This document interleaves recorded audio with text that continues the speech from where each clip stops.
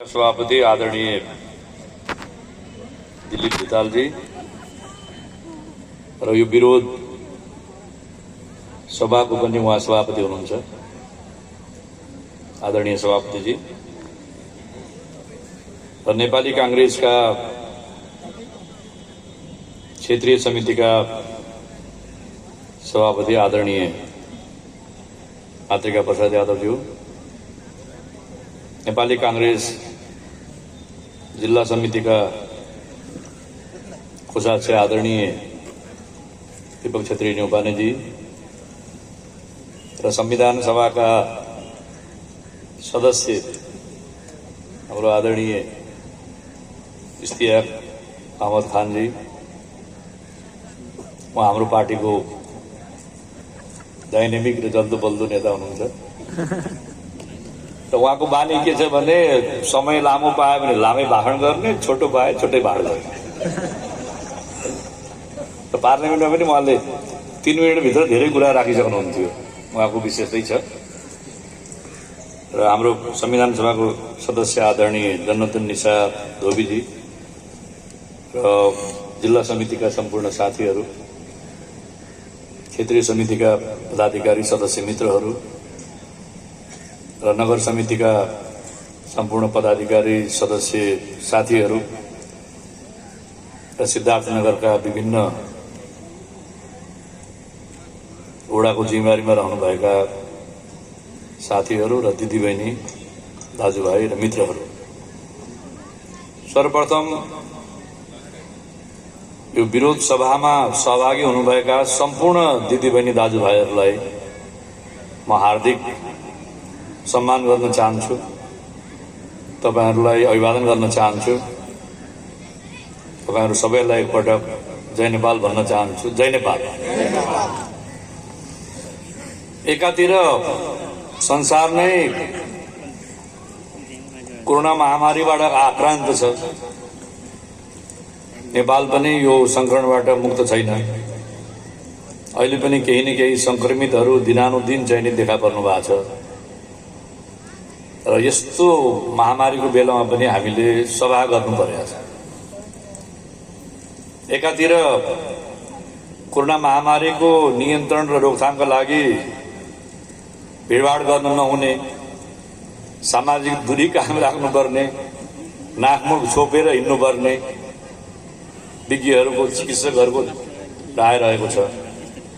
अर्कोतिर नेपाली कांग्रेस जस्तो जनताको पार्टीले, जनताको जीवन रक्षामा सदैव समर्पित भइरहने पार्टी, हाम्रो लागि नेपाली जनताको जीवन रक्षा सबैभन्दा पहिलो प्राथमिकता हो। कुनै पनि लोकतान्त्रिक शासनमा, लोकतान्त्रिक मुलुकमा, लोकतान्त्रिक सरकार भएको मुलुकमा त्यहाँको एउटा पनि नागरिकको अकालमा मृत्यु हुनु हुँदैन। यो अहिलेको मात्रै फिलोसफी हो, पूर्वीय दर्शनको हजारौं वर्ष पुरानो फिलोसफी हो। राज्यको दायित्व के हो?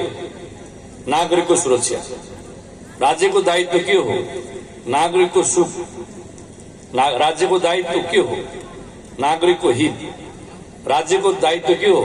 नागरिकको विचारको प्रस्तुति र विचारको सरकारद्वारा त्यसलाई एक्सेप्टेन्स ग्रहण गर्नु। तथापि अहिले हामीले यस्तो जाडोमा, मलाई लाग्छ आदरणीय सभापतिजी, यो वर्षको सबभन्दा रेकर्डेड जाडै आजै हो क्या? अहिले पनि त्यो तुषारो जस्तो परिरहेको छ। र यस्तो जाडोमा पनि दिदीबहिनीहरू यहाँ आउनु भएको छ, साथीहरू आउनु भएको छ, आदरणीय अग्रज दाजुहरू आउनु भएको छ, सासाना युवा भाइ बहिनीहरू पनि छन्। यसले हामीलाई के गर्छ भने झन उत्तरदायी बनाउँछ के। यस्तो असहजतामा, यस्तो प्रतिकूलतामा जनता जागिरहेको छ। त्यसकारणले पार्टी पनि जाग्नु पर्यो, पार्टीका नेता पनि जाग्नु पर्यो, पार्टीका नेता पनि उठ्नु पर्यो, पार्टीका कार्यकर्ता पनि उठ्नु पर्यो। जब जनतै जागिरहेछ भने त कोही पनि नजागिकन भएन। त्यसकारणले अहिले जुन खालको असहज वातावरण नेपालको कम्युनिस्ट सरकारले ल्यायो, यो सबै नेपाली जनताका लागि र दुनियाँकै लागि पनि एउटा ठुलो परिघटना र घटना। आज हाम्रो बीचमा, मेरो बीचमा यहाँ मेरो आदरणीय गुरु रविन्द्र सर पनि हुनुहुन्छ, जसले शान्ति माध्यमिक विद्यालयमा पढ्दाखेरि उहाँले पढाउनुहुन्थ्यो। अब म बिस्तारै बुढो हुनु थालिसकेँ, तर रविन्द्र सरको चाहिँ त्यस्तै छ। म उहाँलाई पनि सम्मान गर्न चाहन्छु। र यो हेर्दाखेरि सामान्य कुरा हो, तर भोलिको इतिहासले यसलाई बडो महत्त्वको साथ दिनेछ। खालि नेपालको इतिहासले मात्रै होइन, नेपालमा भएको यो राजनीतिक परिघटनाले, राजनीतिक यो घटनाले,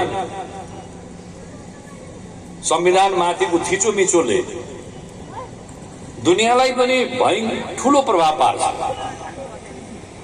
त्यहाँले यहाँ इतिहासका विज्ञ साथीहरू पनि हुनुहुन्छ, विश्वविद्यालयका प्राध्यापक आदरणीय अग्रजहरू पनि हुनुहुन्छ। किनकि हामी सबैले मिलेर संविधान बनाएको। संविधान सभाले संसारमा, दुनियाँमा जहाँ जहाँ संविधान बनाएको छ, जनताले चुनेका जनप्रतिनिधिले जहाँ संविधान बनाएको छ, ती सबै मुलुकहरूमा लोकतान्त्रिक संविधान बनेको छ। त्यहाँ नेपालमा पनि संविधान सभाले लोकतान्त्रिक संविधान बनाएको हो, त्यो पनि बहुलवादमा आधारित लोकतान्त्रिक शासन व्यवस्था, संघीय लोकतान्त्रिक गणतन्त्र। संघीयता लोकतन्त्र भएकै मुलुकका विकसित भएर जान्छ। कुनै पनि निरङ्कुश शासन व्यवस्थामा, चाहे राजाको निरङ्कुशता होस्, चाहे सैनिक निरङ्कुशता होस्, या कम्युनिस्ट निरङ्कुशता होस्, या वंश र परम्पराको निरङ्कुशता होस्, ती निरङ्कुश शासन व्यवस्थामा, अधिनायकवादी शासन व्यवस्थामा अधिकार स्थानीय निकायमा प्रदान गरे हुँदैन। अधिकार केन्द्रीकृत रूपमा सबभन्दा माथिको या राजा या राष्ट्रपति या प्रधानमन्त्रीले चाहिँ प्रयोग गरिरहेका हुन्छ। अहिले पनि गिने चुनिया केही देशहरूमा कम्युनिजम छ, 5वटा देशमा। त्यहाँ चाहिँ नि पावर डिसेन्ट्रलाइजेसन छैन, शक्तिको विकेन्द्रीकृत भएको छैन। शक्ति चाहिँ नि त्यहाँ राष्ट्रपतिमा केन्द्रीकृत गर्छ। त्यहाँको कम्युनिस्ट पार्टीको केन्द्रीय समितिमा हुन्छ। कम्युनिस्ट पार्टीको केन्द्रीय समितिको पनि पोलिट ब्युरो भन्ने हुन्छ, पोलिट ब्युरो। त्यसपछि केन्द्रीय सचिवालयमा हुन्छ। अझै पार्टीको अध्यक्षलाई, हाम्रो पार्टी सभापतिलाई सभापतिज्यू भनिन्छ हामीले। चाहे बीपी कोइराला सभापति हुनुहोस्, अझै उहाँलाई त स्यान्दाजु भनिन्थ्यो, स्यान्दाई भनिन्थ्यो, होइन दामन स्यान्दाई। बीपीलाई स्यान्दाई माया गरेर दाई, नभए फर्मल्ली उहाँलाई एड्रेस गर्नु पर्यो भने सभापतिज्यू।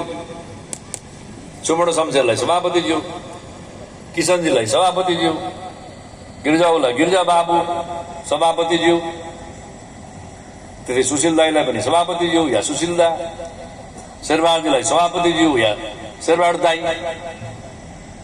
यो हाम्रो पार्टीको सुन्दरता। पार्टीभित्रका साथीहरू तलदेखि माथिसम्म एउटै परिवारको सदस्य जस्तो, एउटै परिवारको दाजुभाइ दिदीबहिनी जस्तो हुन्छ डेमोक्रेटिक पार्टीमा संसारमा। तर कम्युनिस्ट पार्टीमा के हुन्छ भने पार्टीको केन्द्रीय महासचिव या पार्टीको केन्द्रीय अध्यक्ष हेड क्वार्टर। अब त्यो हेड क्वार्टर चाहिँ नि अब हाफ क्वार्टर भइसक्यो। पार्टी सभापतिजी भोलि भैरवामा चाहिँ तपाईँलाई उनको नेसनल कन्भेन्सन हुने हो भने हेड क्वार्टर, नेपाल कम्युनिस्ट पार्टीको हेड क्वार्टर भैरवामा स्थापित गरिएको छ। ल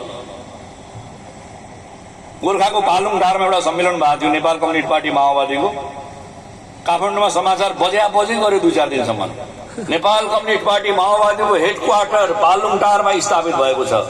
कतिपय टुरिस्ट दौडेर गयो के हो हेड क्वार्टर भनेर। त्यो हेड क्वार्टर त के रहेछ भने हाफ क्वार्टर रहेछ।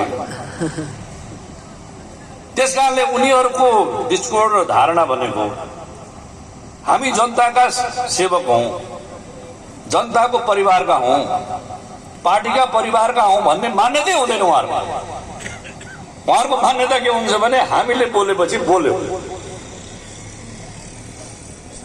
अब त्यसकारणले त्यो खालको शैली कम्युनिस्टको शैली हो।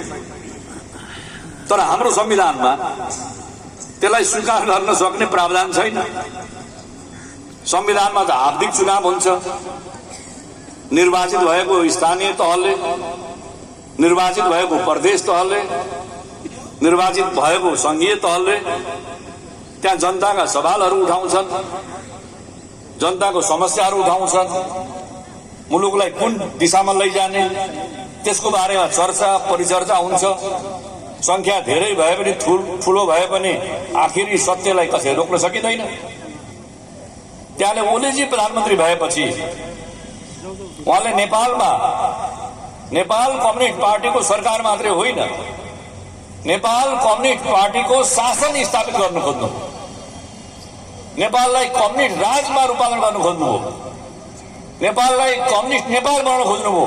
त्यो कुरा संविधानमा सम्भवै छैन, किनकि हाम्रो संविधानले वाक स्वतन्त्रता भनेको छ, स्वतन्त्र पत्रकारितालाई मान्यता दिएको छ, जनताको मौलिक अधिकार स्थापित गरेको छ, मानव अधिकारलाई नेपालमा स्थापित गरेको छ।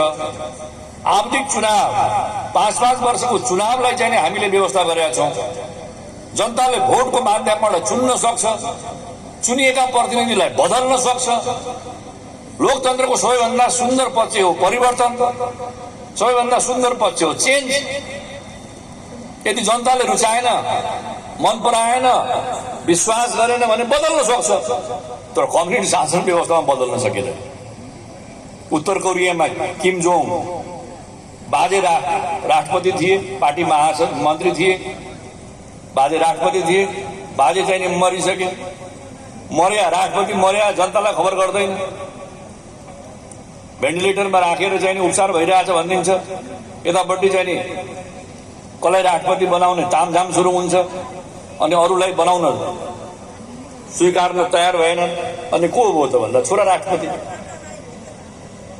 अनि छोरा किम जोङको चाहिँ देहान्त भयो, अनि को भयो त राष्ट्रपति भन्दा नाति। त्यहाँले यो कम्युनिस्ट शैलीको जनतालाई स्वीकार नगर्ने, जनताको मतलाई स्वीकार नगर्ने, जनताको जनादेशलाई स्वीकार नगर्ने, यो त कम्युनिस्टको त सिद्धान्तै हो।